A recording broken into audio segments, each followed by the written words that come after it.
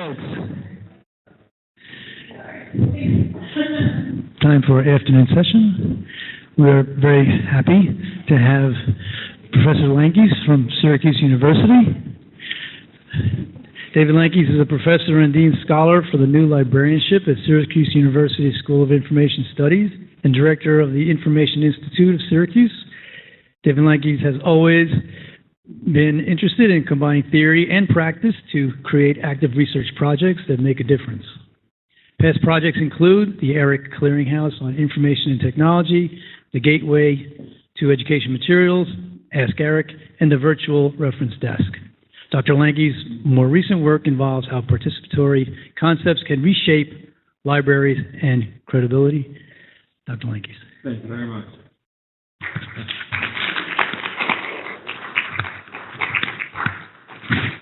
Now, the standard joke I make when I'm traveling around the country is that I'm a professor from New York, and so I'm not usually hard to hear. But seeing as I'm from central New York, which as you know is north of upstate New York, and I've got to be careful with those jokes. Turning the tide. So it's interesting. So turning the tide from collection development to community facilitation.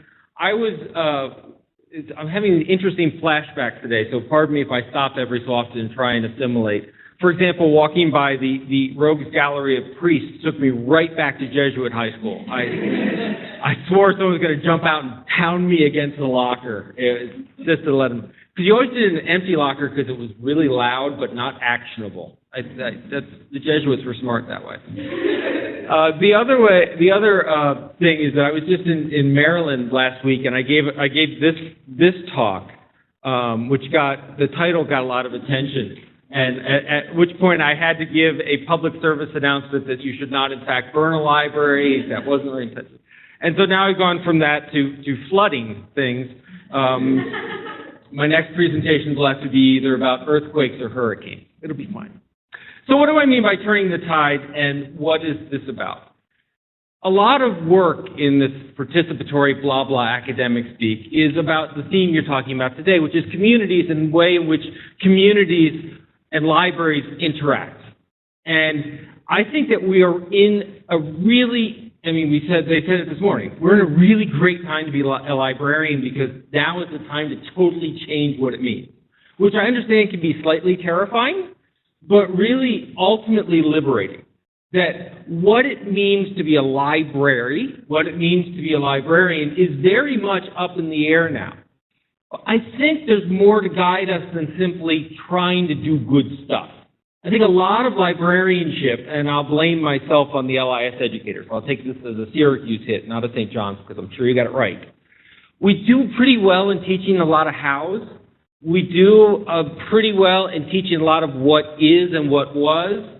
I think we need to do a better job of providing guidance for what can be. Maybe what should be, because I get self-righteous every so often, but talking about the future and guiding points for the future. But one of the things that's happening now is that we really are looking and talking about communities very differently. We really are, this morning was all about reaching out to a community and serving a community. And what's nice is it's starting to break down some rather traditional sectors, right? It's not, this morning we had the public service people, and this afternoon we'll have the technical services people. They're mixing and mingling together. The other thing I think is fabulous is I hate talking about library types, because what I look at is librarians serve communities. And if those communities live in Nassau County, if those communities live in Queens, if those communities go to St. John's, if those are a community of faculty, a community of lawyers, a community of doctors, they're groups of people that come together and seek to share resources in a logical way to make things happen. And so I think there's a lot that academic libraries can learn from public libraries. There's a lot that public libraries can learn from school libraries. I think there's a lot special librarians can learn. Anyway, my point being.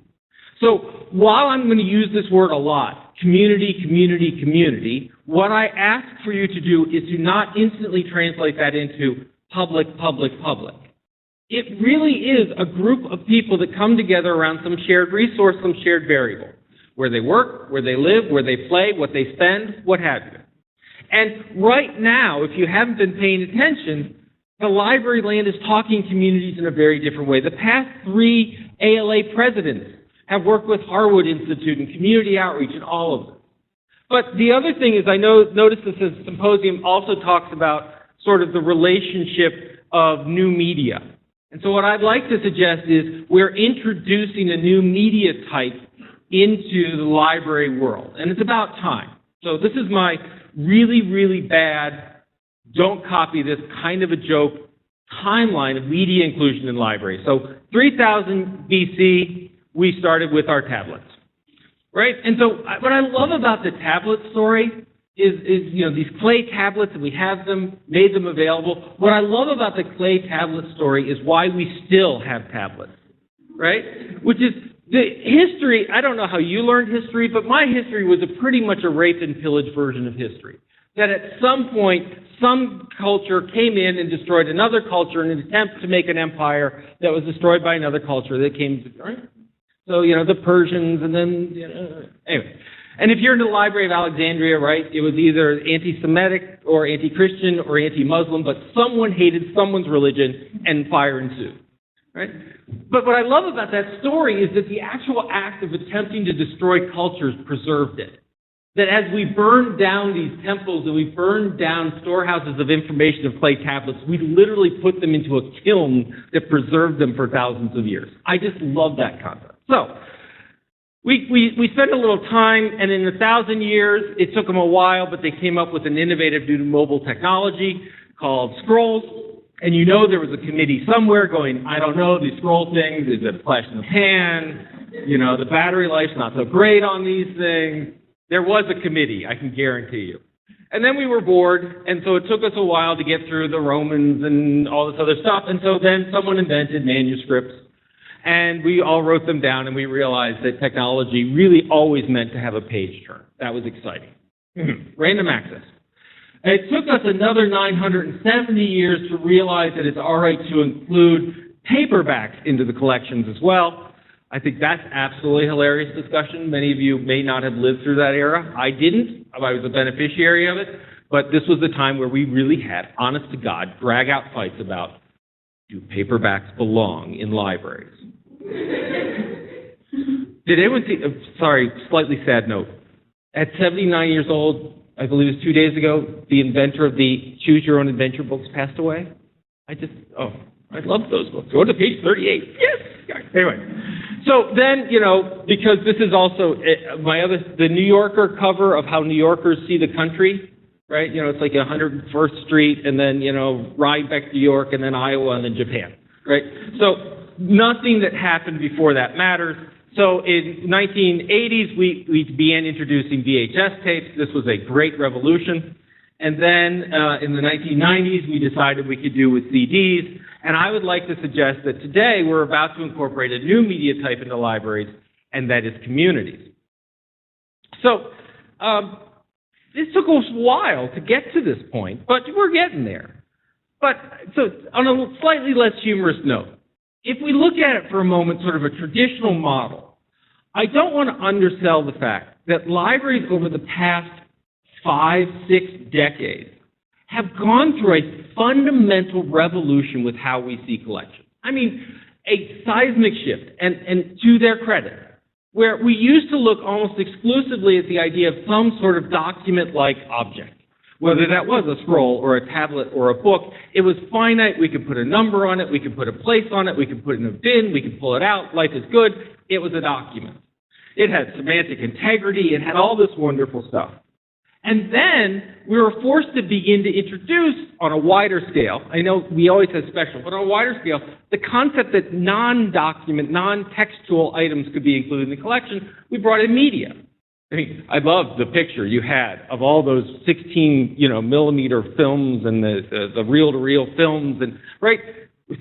I think Michael Buckland once said libraries are the graveyard of technology's past.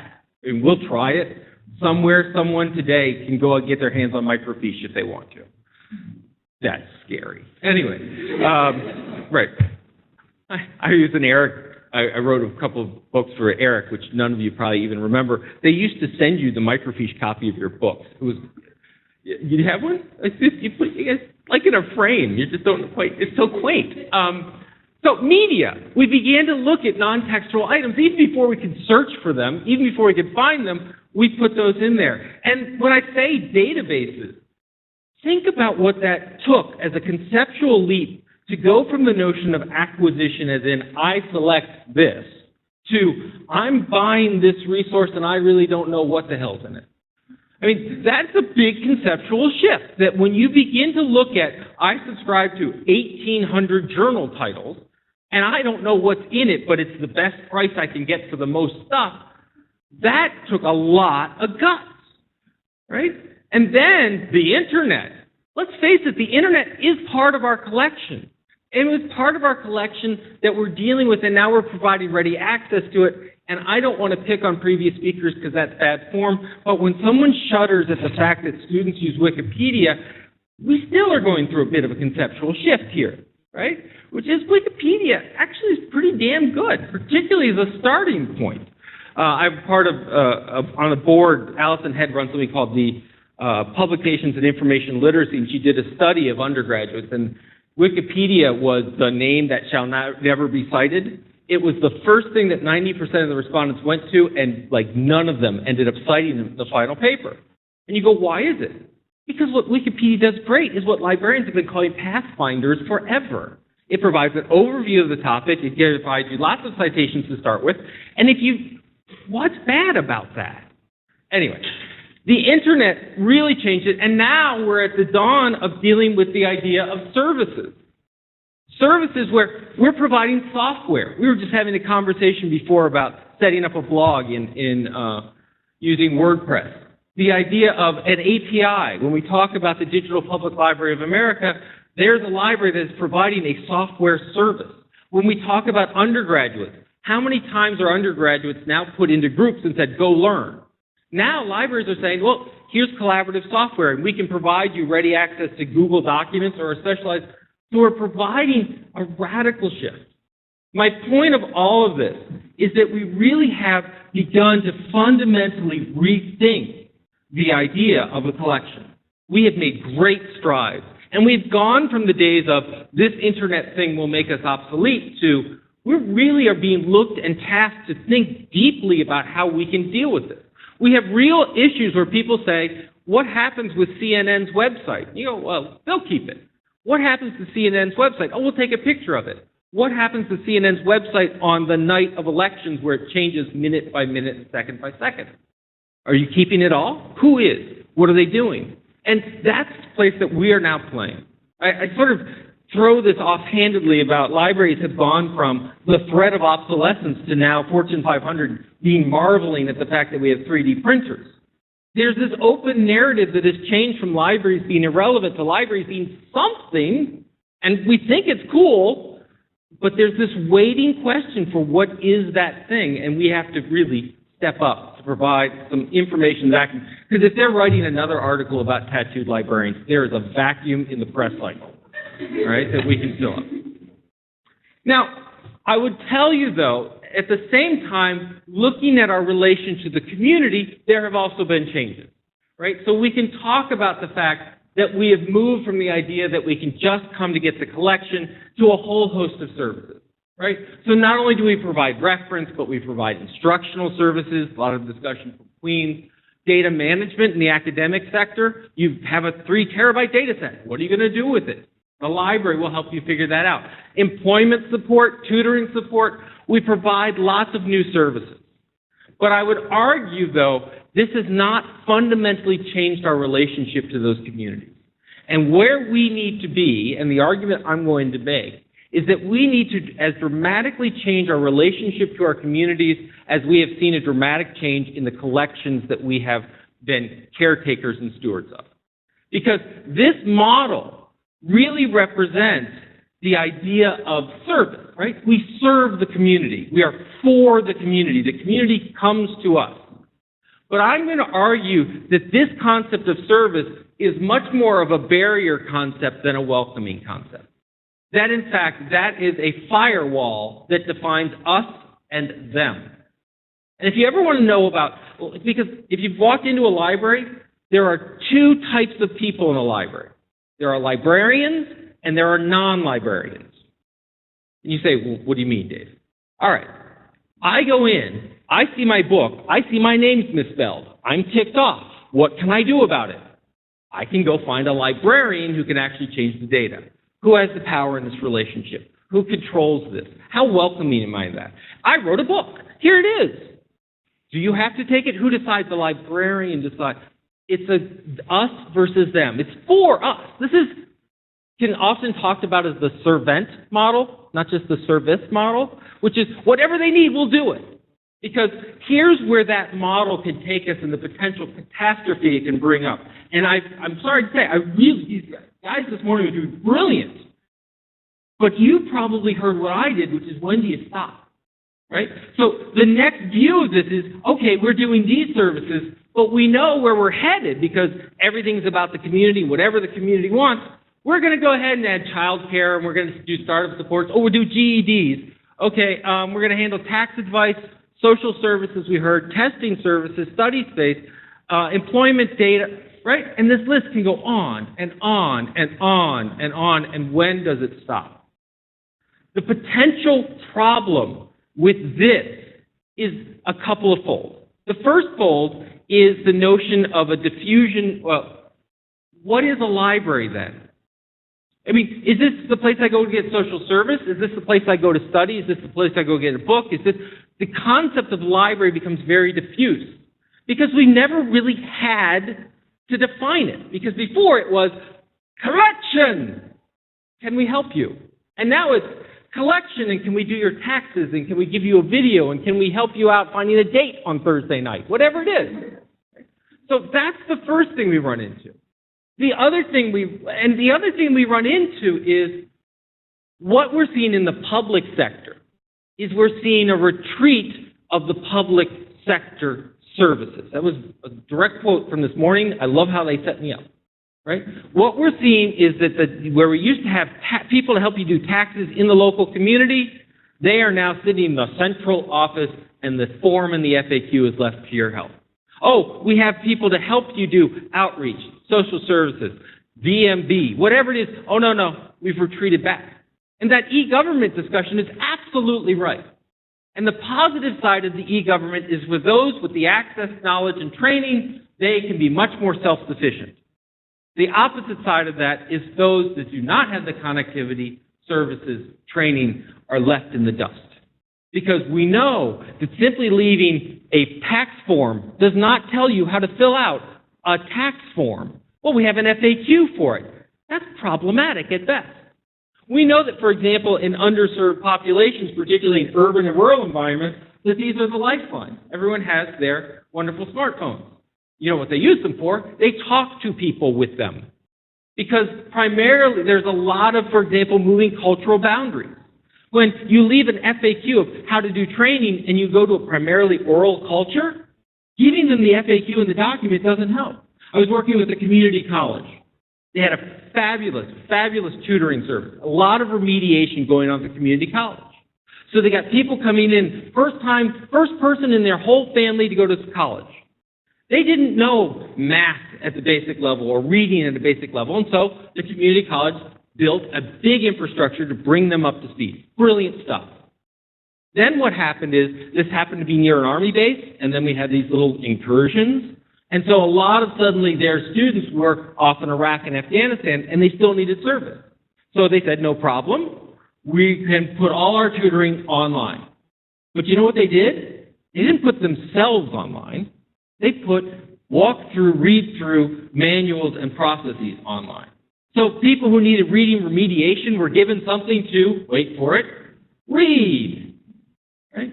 They broke a culture. This wasn't a matter of whether they were intelligent enough or smart enough. They had always learned in an oral culture. This was put to me by the head of the Italian Library Association. He goes, David, I'm not going to do an Italian accent. My wife's Italian. She'd hit me. David, in America, when you want to learn how to make sauce, you go get a cookbook from the library. In Italy, you ask your mother, right? The point of that isn't, well, one reads and one doesn't. It's literally a set of cultural expectations. So we begin to diffuse this because we begin to say, what's in a library? What do we have here? Do we provide tutoring services?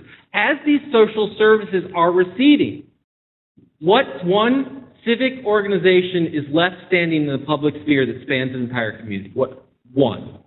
Not the school. You want to get into a school, you better have your ID and security, right? It's the library. It's not the post office. That's where we go to send stuff. It's not the police station. We don't hang out there. It's the library. So the public library is left to pick up the slack from all of our cost-saving efficiencies of government, and in doing so, what we have is a choice. As librarians, because that's the other trick. These services are not offered by a library. These services are not offered by a library. These services are offered by librarians. A library is either an abstract organization, a building that shields you from the rain. That's it. There are no libraries in this room. There are librarians that do this. And so the people who have to pick up the slack are librarians. And they say, all right, so congratulations. I'm glad you can organize materials.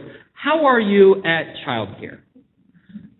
You are fabulous in terms of doing that story time. Can I also ask you to do a little taxation? You know, youth services and business development hand in hand, right? And so what we keep saying, and I see librarians that sit there and go, what am I not expected to do? I got to do maker spaces now? Are you freaking nuts? 3D printing and PVC plastic, and this is insane.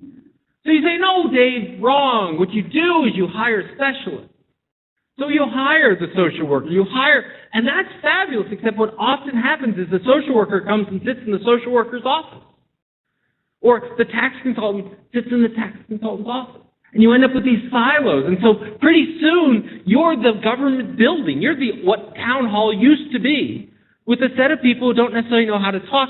And here's the big thing, don't necessarily share the same values. Because here's the trick. If you go to a room full of librarians, public librarians, and you ask them, which do you identify first? As a librarian or as a civil servant? They will say librarian first. That's not true in all of these sectors. We have professional values and ethics that we have to teach. So this potential idea of community, we're going to serve you, has potential destruction. By the way, you said, Dave, you don't like types. Academic libraries, fine. You have an anthropologist as part of your group. You have a geographer as part of your group. You now have tutoring services as part of your group.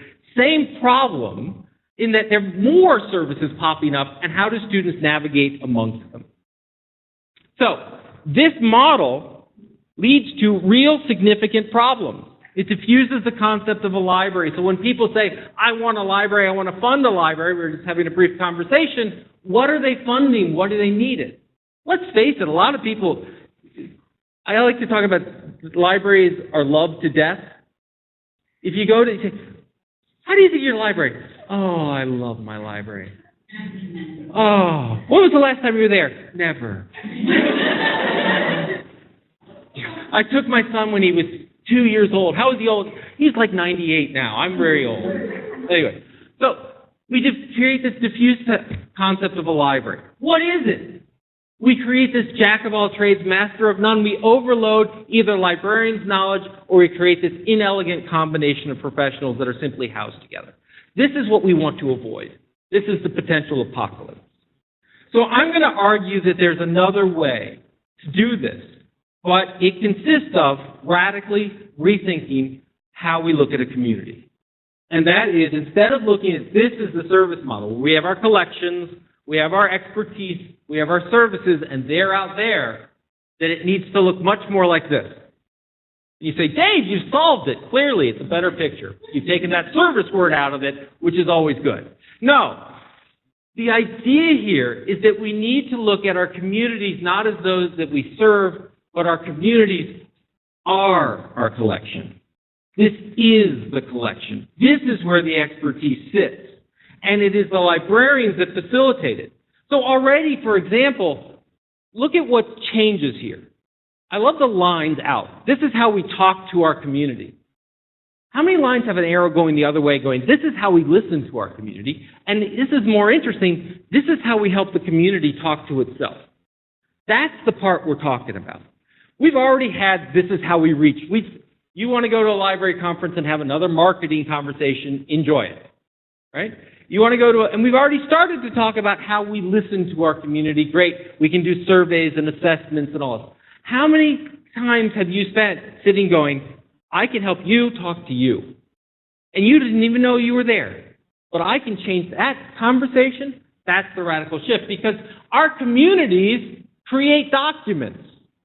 Our communities don't simply use the internet, they abuse it, right? They don't simply sit there and watch cat videos, they can make their own. This idea that the service model also puts our communities as consumers or customers. If you can use the word consumer or customer comfortably in your mission statement or your program plan, change it. Because trust me, you don't want to be in that world. You want to be in are they a member? Are they a constituent? Are they, God forbid, a parent, a neighbor, a friend, a faculty member, a student, a person? Because they generate databases and media. And not only that, they have expertise in data management and creating study spaces and tutoring and reference. The idea that we look at our communities not as information poor that we are trying to fill a gap, but as information rich that we are trying to unleash, where publisher of the community doesn't mean publisher for a community or into the community. It literally means taking the community's knowledge and publishing it, unleashing it, providing it to the world. When I came down here, right, so I had to drive from Syracuse. Could I go to Queens Library and find out what life is like in Queens? Or is the Queens Library there to only show you what life is like elsewhere? Where's your face and vision in there? Right? A lot of libraries, those wonderful services, it's built on a deficit model. If you line up the services of a library and you ask, what does this picture paint? The answer is what our community lacks. Reference. That's where our community is stupid, and we fill in the questions they have. What is, right? As opposed to, this is what they want to get done, and this is our way of helping it, right? What is about employment services? Oh, our community is out of work, so we provide employment services. What about business incubation? Where do they want to start a business? How do they want to start a business? This idea of a deficit model that we serve needs to go away. Our communities are rich and powerful and brilliant and amazing and need to be unleashed. And there is about one civic organization left that spans them. There's one academic organization that spans the disciplines. Back to Maryland. Someone said, how many departments do you have? The guy said, 1,700. They're called our faculty. I said, what do you mean? He goes, every faculty member thinks they're special. Every faculty member is their own discipline, and that's the most important discipline. What spans them all? The academic library. Right? The academic library is not just sitting there waiting to catch journal articles at the end so they can pay a premium for it. It should be weaving and creating a connective tissue across them. So we need to get out of the idea of a consumption model, and we need to get into the idea that this is our community. Now, Dave, lovely, really pretty. Now, what the hell is a library again? Right? This diffuse concept, I could have just made it much worse. I buy that. Let me give you my current working definition, and it is very much a working definition, and I'm very interested in input and ideas and thinking about it. But I look at a library as a facilitated place of learning and making. So I want to break down some of those words for you. And I'm going to start with place. Now, a place can be physical, but it can also very much be virtual. Now, think about for a moment the libraries you've interacted with. I don't care if they're special, museum libraries, public libraries, whatever. When you interact with them in a physical space, there's all sorts of interesting social design going. Where the stacks are, what they can see, what's put up front, where the flow happens, what the reference desk is, how tall the reference desk is, do they even have a reference desk? When you look at the policies of physical use, when can we kick you out? When are you being disruptive? Why are you being observed? How are you being observed? Do we keep traces of your work? All of that is about how we interact as human beings together in a social environment, right? Now look at the policies for the virtual setting. First of all, can you see anyone else there? besides maybe a little Ask Us button? Right? Are your friends there? There's a great study in the UK where they took undergraduates and they ran them through article databases. And they said, what did you think? And their answer was, it was quiet. Now, for those of you who have taken cataloging, of course, noise reduction, we've won. No. What they meant was, when I go searching for something on the net, and I put it up in Facebook, and I do Twitter, and I'm sitting there on Google, and I got a whole army around me. What did you think of this? Did you find that? Have you tried this? Have you seen this? Oh, look at this one, right? Twitter streams. I make my students get on Twitter. They're like, I don't want to post pictures of my lunch. I'm like, that's not the point. And please don't do that. The point is watching what brilliant people in the field are putting and saying, hey, watch this. Hey, look at this. Hey, have you seen this? Hey, try this. It is a collective search effort at a massive global scale. And yet when they go on our online databases, we close out, we put it quiet, and we send them on their own. And what policies do we put in place? Don't steal. Right? And if we could have this picture, we would have it. Copyright, we mean it. Right? Even though philosophically we may hate copyright, we're going to enforce it hard. So it's a place. It allows for collaboration. It allows people to work together physically, whatever. And by the way, the thing is not working. Take the most important device in your life and turn it off before you come in is not working. If you're in a school, right? How many people, if you've forgotten your phone, spend the entire day doing this? Right? It's like a heroin addict scratching for a hit, right? Because I can't talk to my wife. And they're like, well, how often do you text your wife anyway? Never, but I can't do it. Right? My son has a smartphone. He's 14 years old. He's high school. I had to pull him aside and say, if you don't answer your phone, it's going away. Right? Because he never answers it. I was like, why do you have it? He's like, I don't know. I can play Dragon Ball. It's like, oh my God. Anyway. So it allows for collaboration, and it has some sort of mandate. Meaning, it's not just there for fun. There's a mission, and often an investment of power that communities, academic, special, museum, public, whatever, schools, have invested power in this institution. Call it a charter, call it a social contract, call it a mission statement, call it a budget. But they're given some recognition. Okay? So, what do I mean by learning and making? How many people here think that you are in the information business? You're all terrified to answer that question. How many people here feel comfortable giving me a definition of information? I asked 5 members of my faculty this question. I got 10 answers back. The best one was, I don't know, I don't care. Right? And it's like we treat informing as if it were an active verb. Well, what did you do? I informed them. I ran over their cat. I informed them. I put it in a Post-it, I put it on their door, and I ran like hell. Right? This idea that somehow reference, when someone comes to ask us a question, we hand them a book, we hand them a collection, we hand them a URL, we're done? It's counterintuitive. What we are in is the learning business. What we want them to do is learn something. Learn to do something better, learn to change the worldview. A reference interview is an intensive, highly specialized, highly localized, highly time-dependent learning environment that we create with a member of our community. Right? It is not simply a push and run. Now, this is different. Remember how I said we are fundamentally looking at community. I remember when I first learned reference was to get them to the resource that could answer their question and walk away so that you would not bias their interpretation of the results. You left. Read the ALA Code of Ethics and tell me it's changed. Right? So, it is a learning place.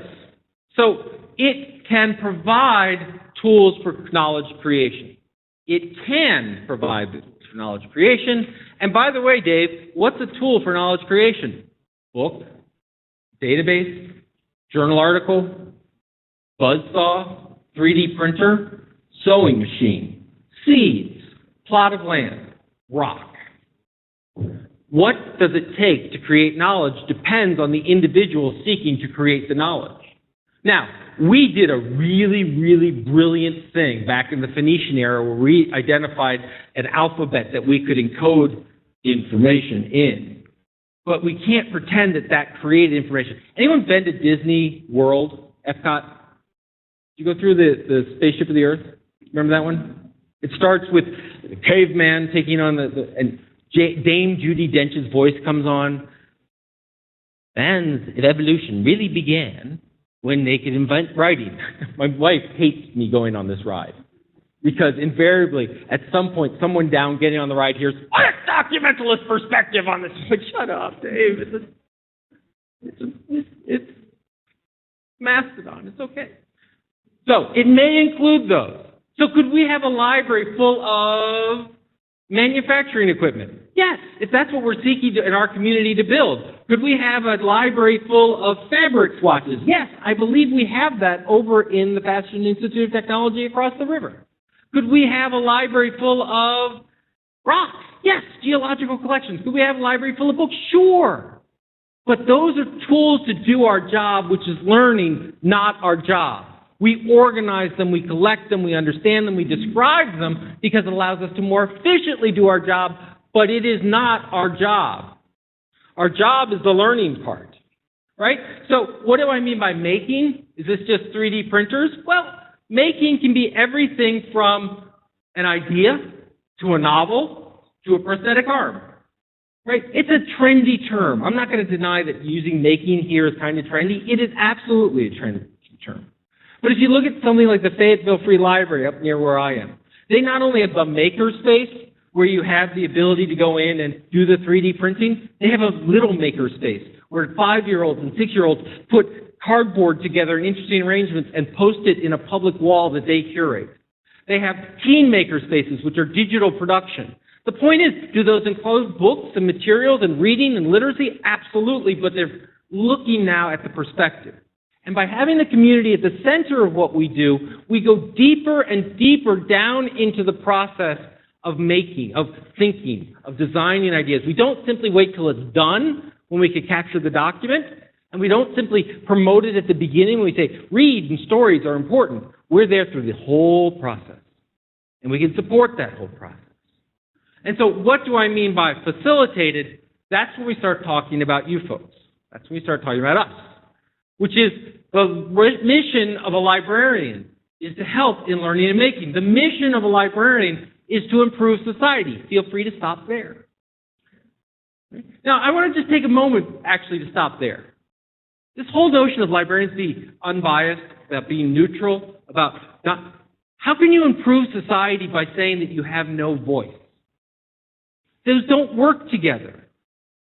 Public resource, once again, a conversation about creating a new public library. The minute you take a tax dollar in the public sector, you have an influence and impact on that society. That was a tax dollar that could have gone to a sewer, could have gone to parks, could have gone to a fire engine, but it went to you. So you've already changed your environment. In an academic setting, I'm a professor. I would like my salary to go up, close the library, and increase my salary. No, we don't do that because we feel there's value in a library. So we have an influence, and we want it to be a positive influence. And not only do we get that definition from our communities, what do they want to be? Better economic development, better learning and reading, safer environments, more family-friendly, more industry-friendly, what have you. We have a voice in that too. We believe that transparency, for example, is essential in doing that. Right? So, so we improve society through facilitating knowledge creation in our communities. So how do we facilitate knowledge creation? Well, we do that by providing access. But this is really interesting. Access to what, Dave? You just told us rocks and 3D printers and books. Which ones would you like to pick? And I would say, I would like to pick none of them. Yes, those, they're fine, they're tools. But knowledge is a uniquely human endeavor. It's in here. When you write it down or you put it into a book, that's not knowledge. I'll tell you why. If you've ever taken a book and tried to learn from it by simply rubbing it against your forehead, it doesn't work. If you've ever read through a book and go, this is a piece of crap, and you close it and throw it away, that's not a one-to-one transference because the author probably did not set out to write a piece of crap. right? We have the idea of interpretation. That object, whether it be a book or a 3D printer or a rock or whatever, is simply a way to promote internal conversations. The access we provide, the access is to knowledge, to people. Yes, books and materials and tools, but essentially expertise and people. The knowledge, knowledge we provide, so great. We have access to it. I can go up and I can talk to someone who knows about this. I can look at this book, the material. But if I don't know how to engage that person, that object, that tool, then it's no good. If I have a great book, but it's in Chinese and I don't read Chinese, have I really provided access to knowledge? So we provide training, how to get on the internet, how to do things efficiently. But it's not simply pointing and posting. If you put up a LibGuide on a topic, don't pretend that you have educated a community about that topic. Did you test it? Did you evaluate it? Did you figure out if it made a difference? Did you assess your impact? If not, you're not in the knowledge game, you're in the post and run game. Right? In the environment, we provide a safe physical and intellectual environment to do it in. If you're going to go learn about this topic, am I going to watch you everything and report on it? No, because one of our values is about privacy and the ability to engage all ideas regardless of their origins because we don't know what their outcomes are going to be. I sent my favorite new assignment. I sent my great introductory library students into the academic library. I said, find the most offensive book you can. I highly recommend it. They came back with some very offensive books. Right? So I said, I'm taking Mein Kampf. You can't pull that one. That one's too easy. But they brought back two Nazi books. One was the Nazi Cadet book, which was a guide to teaching young Nazis. And the other was the Nazi Party and the Green Movement about the environmental consciousness of the Nazi Party. Now, this is something I hadn't thought of, that possibly they were worried about the environment. But there might be ideas there that we can take, and we say, you know what? But we're going to let you do that. That's also not neutral or an unbiased decision. We make the hard decisions because we are the last civic standing organization and we're intellectually honest and transparent. And finally, if I get to the conversation, I know how to engage in the conversation, I feel safe. Do I want to? Intrinsic and extrinsic motivation. Do I bother? Why should I bother? Here's an academic example. Many of the faculty that you are going to be working with are going to go up for tenure.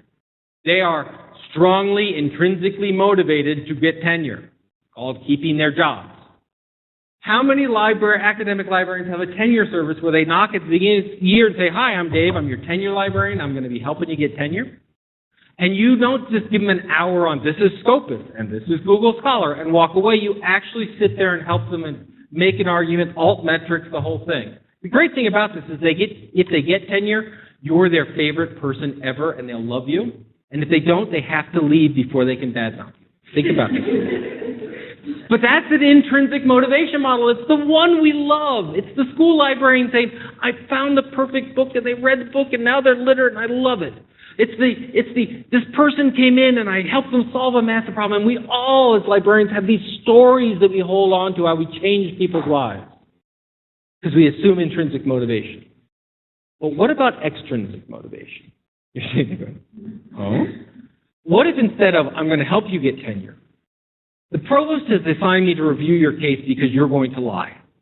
And you're going to find every citation ever about your work, regardless of whether it was in a journal, a book, or your mother-in-law scratching, I hate you, I hate you, I hate you, and cited a paper, right? Does those count, right? How do we go in and get an accurate count? How do we talk about impact in an academic environment? How do we talk about altmetrics and bibliometrics and things that are our core skills? Well, we say, no, we'll let other people deal with it. Why aren't we part of that process? So it's a facilitated place of learning and making. But ultimately what we're talking about is, can we combine these two views? The views of librarians as experts, as innovators, as people who understand how to facilitate knowledge creation and do so for the good of society, with our values of transparency, of learning, of intellectual safety. How do we combine that amazing power of organizing tools for over 3,000 years, understanding the value of history, understanding the power of an archive is not simply to keep and lock the door, but to keep and constantly remind the world of potential, where we were, where we can go, how we understand. Where special collections becomes not the place, the morgue of old books, but the inspiration area where we combine it with modern research and new thinking and new ways of understanding students. Where we understand that institutional repositories, when there is simply one institution, are useless because faculty stand disciplined, and so do our repositories.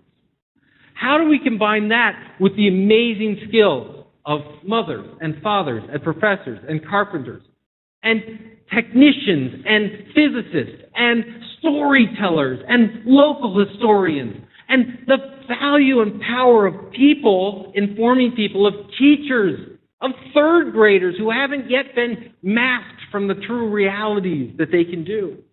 What happens when we combine these in an institutional context, in a facilitated place of making and learning? Well, what it can look like is in a public library sector. This form is given out at the Fayetteville Free Library. Every time you borrow a Kindle, every time you come and use a 3D printer, every time you come and learn how to sew, you get this form. I know it's a little text, so I'll read it. First question, what do you love to do? Second question, what are you passionate about? They said they've had some patrons sort of look at them and go, well, hey. Right? Third question, would you be interested in sharing what you know / teaching it to your neighbors / to the community? Notice nowhere on this form is, what do you think of the library? Do you love us? Right? How many of our forms when we go do library surveys are, how much do you love us? Do you love us enough to vote for us? Love us. This has nothing to do with us. This form represents a 5-year journey that this library took where they totally re-looked at the idea of community and library volunteers. Library volunteers used to be people who would give us their time to help us do our jobs. Oh, good, you can shelve. Oh, good, you can sort. Oh, good, you can check things out. Now, they start here. And so what they found, for example, is they found a group who knows how to sew. Now, none of the librarians know how to sew. They have a 3D printer, and they have 8 of these, programmable Singer sewing machines, and the librarians look at the 3D printer and say, I'll take that any day. Those things with needles scare me. But why do they have them? Because they asked this question, and they got this whole group that says, I'm passionate about sewing and making clothing, things, knitting, etc. So they said, would you be willing? Yes. And so the people who run the program aren't librarians who pretend to sew.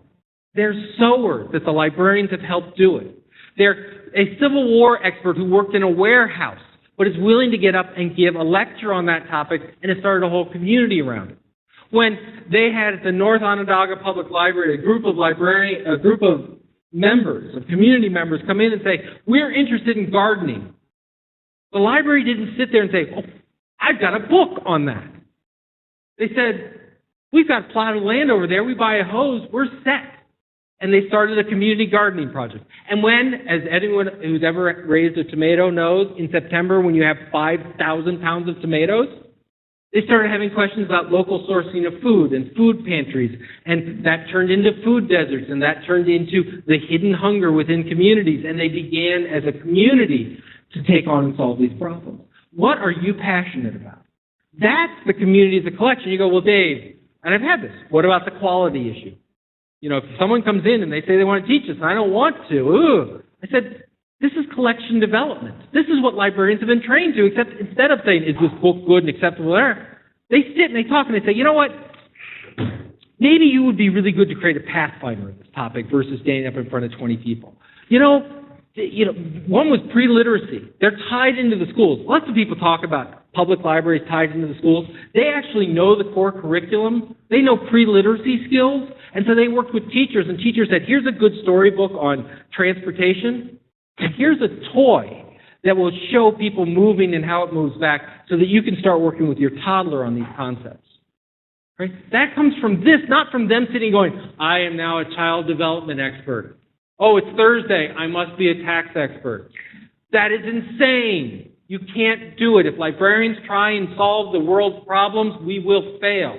If we help the world solve their own problems, we will succeed beyond our dreams. In an academic environment, we can look at the notion of these sort of core cross-disciplinary assault teams. So I work at a research university. That means I get money from National Science Foundation. You know what National Science Foundation wants me to do? They want me to keep data. They want me to put up a blog these days. They want me to write reports and have impact. Ugh. So you know what happens? I go into an academic library and say, I got this grant. They say, do you need to do a blog? Because I got these people over in computer science that can help you with that. Oh, the blog looks like crap? I've got an illustration major that's ready to help you. I can rally a video production crew in 10 seconds. And by the way, the data management, I'm a librarian. I can handle with that. And they pull these cross-disciplinary teams. So an academic library truly spans the scope and capabilities of academia, not simply where they drop off their questions. What does it look like in a special setting? This is one of my favorites. I was at the U.S. Department of Justice in their law library, and they said, to a lawyer. And the lawyer said, Dave, because he always starts with Dave, which scares me when the Department of Justice lawyer knows my name. Dave, he said, if I work in criminal and I have a witness that I need to know something about, I can call up a U.S. Marshal to show up with a badge and a gun. Because on the civil division, when someone drops an evil chemical, when someone is discriminating at the voting place, I can't do that. So what I do, I send the librarians after them. Now, that doesn't mean they show up with a badge and a gun. They do get badges, by the way, but they don't get guns. What it means is these folks have access to public records. They have Social Security number access to social public records and sealed records. These become a part of the prosecutorial team. The librarian sits with the team. They work on developing the theory of the case. They work on the evidence of the case. They work on developing it. They're integrated right within that community. They're not lawyers. They don't pretend to be lawyers. They work with lawyers. So this can look however the community needs it to look. And that's the bottom line, which is instead of us looking at the community as a place that we serve, as people who task us with something to do, and instead of trying to stretch ourselves to impossible levels where we seek to do it all for everyone, instead of looking at a library as a collection that we provide access to, if we look at librarians as a fundamental spark in the fire of creativity within our community, if we look at librarians as an essential catalyst to innovation, if we understand that we are not caretakers of a group's stuff, we are not caretakers of materials, we are caretakers of the aspirations and dreams of our communities, we fundamentally change the power, the discussion, and the capabilities of libraries. We are not talking about maker spaces make everything obsolete. I'm not talking about the fact that, Dave said books are optional. Clearly he doesn't get that they have power or value. Not what I'm saying. What I am saying is you are more powerful and valuable than the materials behind you. What you can do is much more fundamental and impressive than what anything can do, because that's ultimately the business that we're in, learning and human development. And we have skills to do it, and we have knowledge to do it, and we have the capability. And what's amazing is back to that being loved to death by libraries, we have love to do it. So the question isn't, do you love your library? Yes. Have you ever been there? No. That second question is completely irrelevant. Because if you have to go someplace to get to you, you've limited the capabilities and options of that community. It's not that the place is unimportant. It's not unfound. Once again, don't burn the place. But you're the value. And whatever's behind you, you want to make it rich and powerful and incredible, but don't think for a second, once you're done, that outshines you. You're the value and the power. By moving the community to the center of the library, we move the librarian to the center of the library as well. And the library does not define the workers within it as librarians. Librarians define the place and tasks and skills as a library. You are the key in it. And that may sound like aggrandizement, but think about the alternative. Either to reduce to the point of obsolescence as more people can fulfill the task of information organization collection and document delivery, or become so wide-span that you're the next candidate in why government has failed, or you're those people that are over there that simply serve me when the real task needs to get done. I don't think that's a good future for us, and I don't think that's a good future for our communities, be they faculty or students or people who live in an area or New York State residents or people of the world. The world's problems are too fundamental, too important for us to sit back and wait for them to come to us. The world's problems and the needs for solutions are too big for us to think small. I talk right now to every one of you who is a student. If you limit your value, your potential, and your options simply to working in a place to organize stuff, you are curbing and hurting this profession. I want you in this profession to radically change it. It has existed for 4,000 years, not because we stayed the same, but because every generation rips apart librarianships and recreates it for the needs of the community. And that's what we need to do now. Thank you for your time. I appreciate it.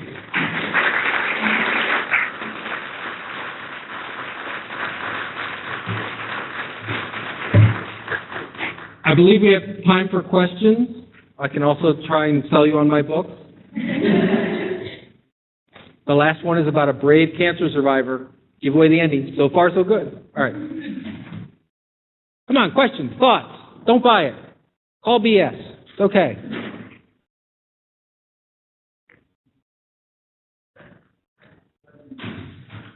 I'm loud, but you can be amplified.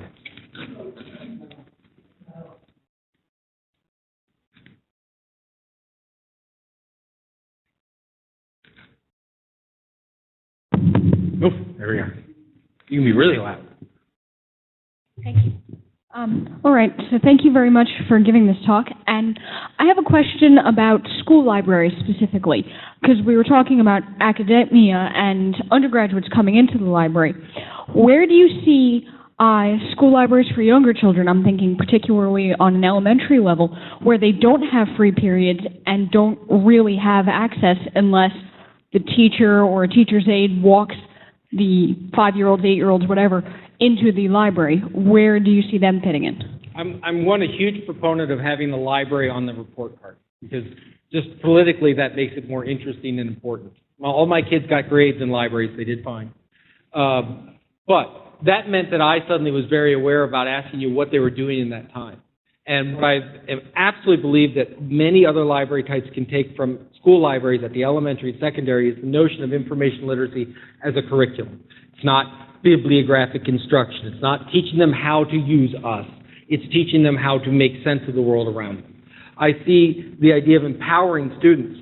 So, middle school example, but it can fill down. One of my just genius school librarians I pay attention to is Sue Kowalski, won ASL award. She's at a middle school. This year, they're redesigning her middle school, so they took the 8th grade and they put it in the high school, and they took the 6th grade, and so they broke her school up, and they're going to recombine it later. She went to the principal and made him buy her a used Winnebago, so that she stacked it, not just full of books, but technology, projects, materials, and drives from school to school, and has regular connections with her students to let them know they're still there. And they can come online and talk to her and use the resources.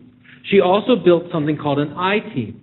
And that I-team, sometimes, so she's in a school of about 280 students in a middle school are part of the library's I-team, voluntarily, right? And what that means is some of them spend 10 minutes a week, some of them spend an hour. They do the shelving, and they do the ordering. When it comes to order time, she puts out and says, which of these do we need? And they then provide, she's created this really amazing thing where they act almost like in an academic model, graduate teaching assistants. When a teacher comes in and says, I'm doing a project on social studies and I want to use this new tool, but I don't know it well, she'll sit down for the first 10 minutes and they go, oh, you need to talk to Susan.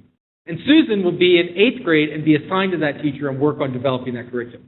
As you go down to elementary level, we have basic literacy and we have love of reading stuff. I hate love of reading. I hate it. I hate it. I hate it. You don't love reading. You have to read. It's a radically different problem, right? The love of mathematics, right? Britney Spears for the love of mathematics, right? We don't do that. We say, do you want a good job? Do you want to be right? But for reading, it's like, love of reading. No, it's important.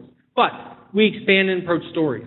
One of the amazing, I talk a lot in that big one over there about the notion that it's all about knowledge creation, and books are these conversations. And people often take that everything you do is learning. And they say, oh, well, clearly you don't care about fiction. I said, oh, that's where they learn the most. That what we find is people learn about possibilities, new worlds, new opportunities through fiction. Looking at African women development, they looked at the use of storytelling in those cultures. And they find that if you want to limit the possibilities of women, you limit the stories they hear. And so it becomes really important that if your goal is to improve society through greater participation and activity and empowerment, stories are actually the way you do it. So I think that the answer is working with those teachers to understand at the elementary level of PICS, you're not going to be able to do a lot of project collaboration, but you can do a hell of a lot of this is a topic just like English is, and particularly around the Common Core. It's all librarianship in the English section. So I ramble. Hello. What would be your advice for a librarian who sees, the changes that her institution can make to better serve the community, but might be confined by both an administration that has very old ideas and a budget that is constantly being slashed? Yes, absolutely. I'm a big believer in a coalition of the willing, meaning finding like-minded individuals first within your organization. So do you have peers that you can talk to and begin to battering these ideas around? If not, working outside of the organization into collegial peers. So one of the things that we push hard about library science school is this is your first network. So that, when you're banging your head against the wall and when they've refused to think about something interesting, you can go and go, I'm not insane, right? Someone will write back, oh, you're not insane, you're okay. So that part of it is having a network of you to make sure that you feel confident in your ideas. Because if you're not confident in your ideas and you go to an administration, they say no, your basic response is okay. Right? But if you feel confident in your ideas and you have some evidence to put behind it. The other one is that to the community. What I've seen happen is, one, the resource question is not an administration question, it's a community question. Whether that's a dean giving more funding or a provost giving more funding or a tax levy that doesn't get voted down or a school principal that's giving funding. So building that coalition of the willing among a group of students or community members, if it's in a public context, I think is really important, right? So I had one librarian, she worked with knitters. So, make sure I get back to your question, but the story is too good not to tell. You guys probably don't have Old Country Buffet, or no, is it Cracker Barrels? You've seen them, right? It's like 20 pounds of mashed potatoes and gravy, for $2. This is the kind of place. It's all set up as old style, old westy. And so they all have patios with rocking chairs. So this knitting club got together and said, it's knitting day coming up. Let's go knit on their patio and, get people interested. And so the librarian facilitating this. Once again, this was great because the librarian didn't say, let's go have a knitting there. She heard from the community. So that meant that when she asked to get permission to do it, she had a community member standing behind her to ask it. She called up this Cracker Barrel and they said no. Now, this is an interesting story because it could end here, but what the knitters did, and I'm sorry, but this is where the stereotype actually met reality. A bunch of older women suddenly said, we're going to have a knit-in. And they, on knitting day, in the form of civil disobedience, took over the patio and knitted their ass off, talking about saying, I dare them to take me off this thing, right? And no, they did not. But that idea of having where the community, once again, if you constantly look at it, librarians serve them, the only way you can rally resources is with people on your side of that wall. The minute you break it down, you're rallying the resources of the community, which, as every director will tell you here, turns into friends groups, turns into donations, turns into one-time gifts, turns into ways of making it happen. Because I very rarely ever found a director in any type of library that has turned down a gift. Turns out they want to give you $50. They want to give you $500, but you got to do knitting. All right, we'll do knitting. Right? That's different than I think we should do knitting. So it's about building that network and that team. But here's the real part of this. There are some people who will not change. There are some people who will not buy this. There are some people who will never buy this.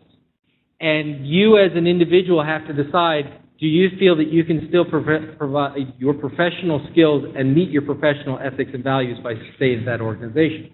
And that is a pat, easy thing for a professor in the front of a room to say, who doesn't have rent, who doesn't have kids. I hear you. But you got to be in a place where you feel like you're heard. I mean, that's what's being a professional. If all you are is someone who's flipping hamburgers, but this time they happen to be barcodes, that's a problem. So, sorry, that was a downer.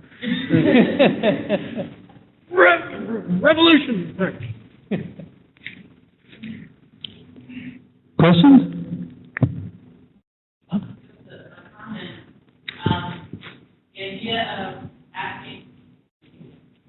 The idea of having the community, you talked about the middle school librarian who gave the slips to the kids and said, what do you do?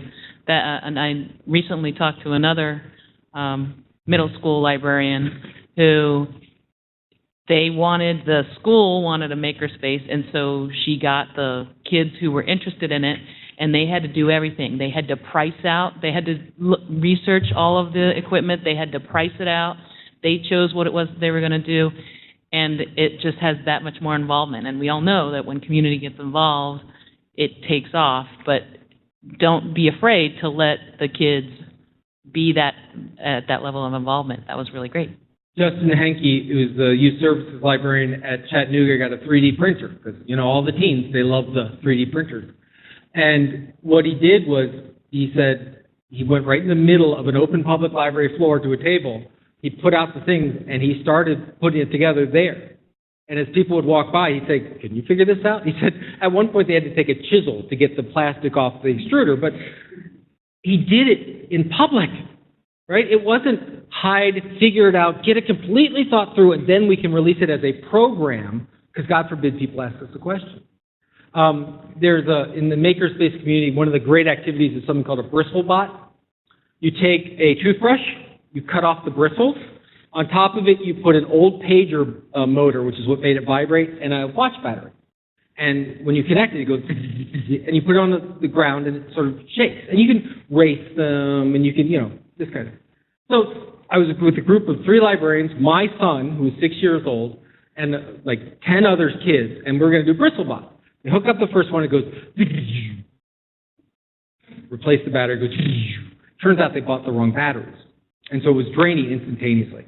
So just those 3 librarians got into a corner, and they're all sitting there going, all right, can we go out? Can we buy new batteries? I don't know. Will they take a purchase order? Can we get a purchase order approved at this time? Meanwhile, the kids are sitting there going, does anyone got a AA battery? And it turns out, and they're like, oh, well, we can't do it with let's just do it on the toothbrush. Does anyone have duct tape? And within 5 minutes, they were duct taping bristle destroyers and bristle tanks and bristle, and they were just having, and the librarians, the image of the light bulb, at my head and their head, both all went off at the same time. We just looked at them and went, that's them learning.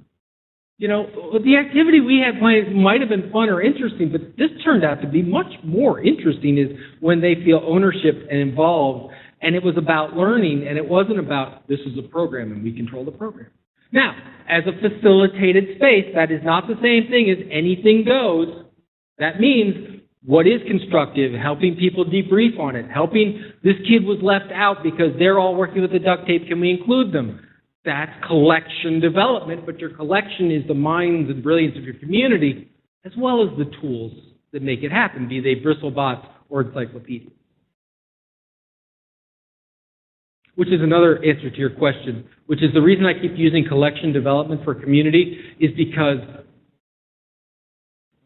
folks of a certain age who learn librarianship in a certain way will get the fact that, oh, that's not just free-for-all.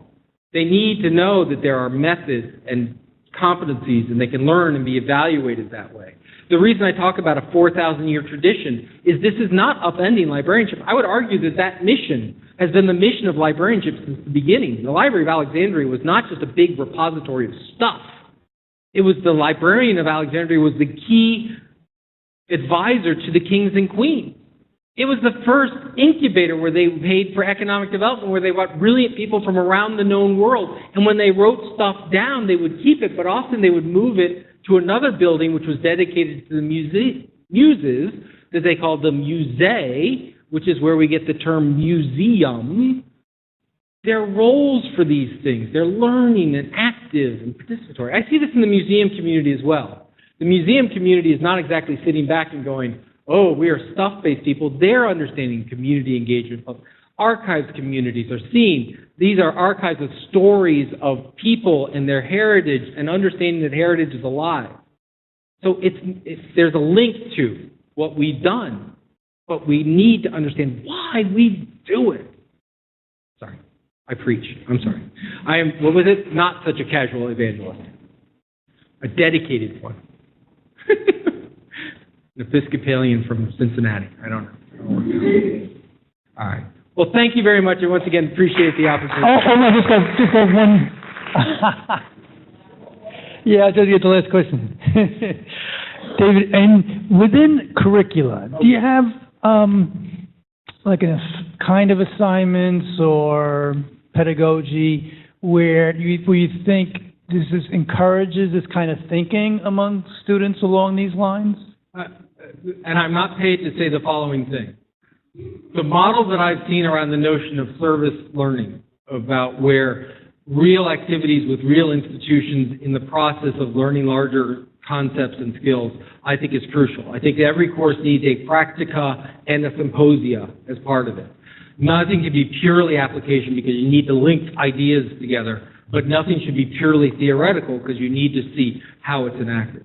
So I think that's a large part of it. I think we need to spend a hell of a lot more time on good old-fashioned human interaction. The idea of, we call them soft skills all you want, but we can teach in the reference interview, we used to teach reference as corpora, right? We used to teach them a genre. This is what encyclopedia is, this is what gazetteer, and we learned that we need to talk about reference interview. Well, we need to understand that reference interview is a learning and teaching process. And I think a lot more the idea of instruction and learning needs to fit into our curriculum. We're seeing that as demand from all libraries. Public libraries want to hire people who come do programs, and what they mean is can teach our communities. Academic libraries want to hire librarians that can do instruction in information literacy, what have you. So we see this on a regular basis. School librarians, once again, I'm not leading you off because you're unimportant, but that's been 100% of the justification for the past 10 years, 20 years. So instruction. You can't simply say, here's a resource and walk away. What about assessment, evaluation? Do you know it? How do you understand it? How do you test that knowledge? Do you understand about learning styles? We buy our catalogs from vendors, and we put them online and wonder why no one uses them. Because they're all built around a very specific type of learning style, which 90% of librarians subscribe to, which is sort of text-based learning. And when you get visual learners and haptic learners, and you get disparate thinking learners, and they hit this reductionist thing, they go, what? Right? And so teaching learning styles, I think, is one very specific thing that can be brought within the curriculum. So. Thank you. All right.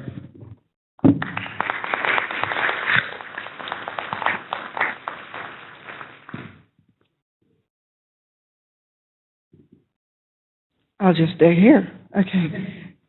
Well, first of all, we want to thank Dr. David Lankes for driving 4.5 hours from Syracuse to be with us today.